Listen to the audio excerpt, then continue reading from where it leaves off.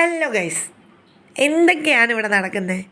എന്തൊക്കെയാണ് ഈ കൊച്ചു കേരളത്തിൽ സംഭവിക്കുന്നത് എന്ന് ഹാഷർ ചോദിച്ചതുപോലെ എന്തോന്നൊക്കെയാണല്ലേ വിവാദങ്ങൾക്ക് കാരണം. രണ്ട് വ്യക്തികളുടെ സൗഹൃദം പോലും വിവാദമാവുന്ന കാലത്തിലേക്കാണ് നമ്മൾ നീങ്ങിക്കൊണ്ടിരിക്കുന്നത്. ഞാനിന്ന് ഈ വാർത്ത കുറച്ച് ദിവസമായി, പക്ഷേ ഇന്ന് ഒരു ചാനൽ ചർച്ചയ്ക്ക് എടുത്തിരിക്കുന്നത് മോഹൻലാൽ മമ്മൂട്ടി സൗഹൃദമാണ്. നമ്മളൊക്കെ, എനിക്ക് 30 വയസ്സുണ്ട്, അതിൻ്റെയൊക്കെ എത്രയോ വർഷത്തിന് മേലെയുള്ള സൗഹൃദം കാത്തു സൂക്ഷിക്കുന്ന രണ്ട് മഹാവ്യക്തിത്വങ്ങളാണ് ശ്രീ മോഹൻലാൽ, ശ്രീ മമ്മൂട്ടി. നമ്മുടെ ലാലേട്ടനും മമ്മൂക്കായും. നമ്മുടെ ലാലേട്ടൻ തിരക്കുകൾക്കിടയിൽ ശബരിമലയിൽ പോയിട്ടുണ്ടായിരുന്നു. നമ്മളെല്ലാവരും വാർത്തയിലൂടെ അറിഞ്ഞതാണ്. അദ്ദേഹം മമ്മൂക്കയ്ക്ക് വേണ്ടിയിട്ട് വഴിപാട് നടത്തുകയും പ്രാർത്ഥിക്കുകയൊക്കെ ചെയ്തിട്ടുണ്ട്. അദ്ദേഹത്തിൻ്റെ പത്നിക്ക് വേണ്ടിയും ചെയ്തു, അതുപോലെ മമ്മൂക്കയ്ക്ക് വേണ്ടിയും ചെയ്തു. അവരുടെ സൗഹൃദത്തിൻ്റെ ബലമാണ് അവിടെ നമ്മൾ കാണേണ്ടത്. മതവും രാഷ്ട്രീയവും ഒന്നും അതിൽ വലിച്ചു നീട്ടേണ്ട കാര്യമല്ല വിശ്വസിക്കുന്ന ആളാണ് ഞാൻ. നമ്മൾ ജീവിക്കുന്നത് മതേതരത്വ സോഷ്യലിസ്റ്റ് രാജ്യത്തിലാണ്. അവിടെയാണ് ഒരു മുസ്ലിമിന് വേണ്ടി ഒരു ഹിന്ദു വഴിപാട് നടത്തി എന്ന് പറഞ്ഞ് കുറ്റപ്പെടുത്തുന്നത്. എന്ത് മ്ലേച്ഛമായ കാര്യമാണ് അല്ലേ? എന്നെ സംബന്ധിച്ചിടത്തോളം, അല്ലെങ്കിൽ നമ്മൾ മലയാളികളെ സംബന്ധിച്ചിടത്തോളം, ലാലേട്ടനായാലും മമ്മൂക്കയായാലും അവർ നമ്മളെ ഏറ്റവും പ്രിയപ്പെട്ട ആളുകളായിട്ട് കണക്കാക്കുന്നവരാണ്. അവർ രണ്ടുപേരും അങ്ങോട്ടും ഇങ്ങോട്ടും പരസ്പരം സ്നേഹിക്കുന്നത് കണ്ടാൽ അങ്ങനെ സ്നേഹിക്കാൻ പറ്റണം എന്ന് ചിന്തിക്കുന്നവരാണ്.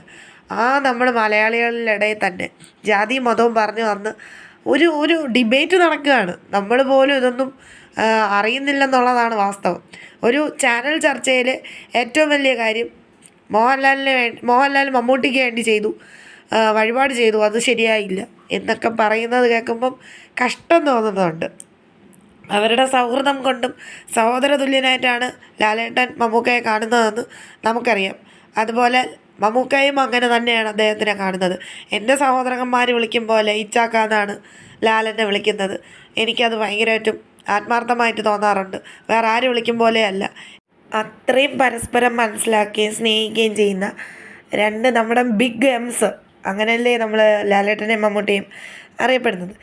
അവരുടെ ഇടയിൽ വരെ ഈ ഇങ്ങനെ രാഷ്ട്രീയം അല്ലെങ്കിൽ മതവിദ്വേഷമൊക്കെ എടുത്തിടാൻ പറ്റുന്നുണ്ടെന്നുള്ളതാണ് ഭയങ്കര കഷ്ടം തോന്നുന്നു.